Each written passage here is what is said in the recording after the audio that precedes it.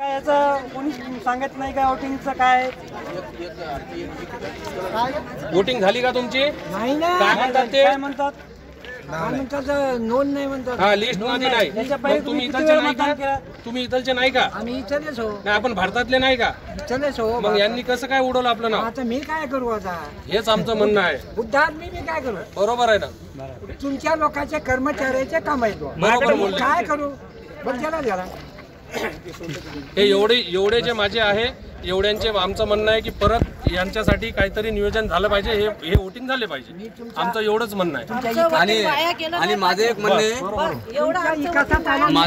आहे की जर हा माणसाला इथं जर नाव नसेल तर यांचं कोणत्या खेड्यात तरी नाव निघालं पाहिजे. यांचं वोटिंग तर निघालं पाहिजे ना. जर आपल्या इथं नाही यायचं ना, आपण त्या तिथं करू शकतो. पाहतात की आज हे 90 वर्षाचे आजोबा आहेत की ज्यांनी आतापर्यंत प्रत्येक इलेक्शनला वोटिंग केलेलं आहे. मग ते विधानसभेचा असो, लोकसभेचा असो, नगरपालिकेचा असो, ग्रामपंचायतचा असो.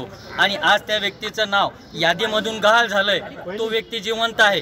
तो व्यक्ती इथं ह्यात असताना त्यांचं जर नाव गहाळ होत असेल तर यामध्ये ही चूक कोणाची, याकडे लक्ष कोणी द्यायला पाहिजेत. आज इथं कमीत कमी 25 ते 30 लोक इथं उपस्थित आहेत की ज्यांचे यादीमध्ये नाव नाहीत. आणि ते इथले जे लोक आहेत ते सांगतायत की यामध्ये तुमच्या यादीमध्ये नाव नाही आणि तुम्हाला मतदान करता येत नाही. यामध्ये तुमचं काय नाव? माधुरी बबलू माणिकवाडे. माझं पण यावर्षी नाव नाही. कुठले तुम्ही? रिसोर्टचीच रहिवासी आहे. आधार कार्ड, राशन कार्ड. याच्या अगोदर लोकसभेमध्ये आपण मतदान केलं.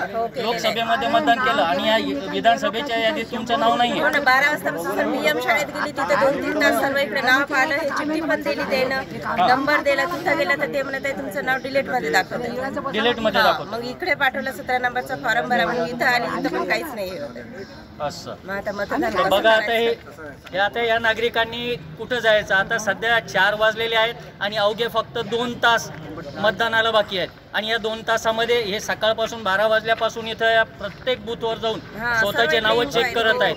आणि तरी यांना कोणत्याच बूथवर त्यांच्या यादीमध्ये नाव सापडले नाही. आता यांनी काय करायचं याकडे प्रशासनाने लक्ष द्यायला पाहिजे. आपण पाहतात महाराष्ट्र मीडिया प्रत्यक्ष आपल्यासोबत कैलास महाजन सोबत शेख सर्व.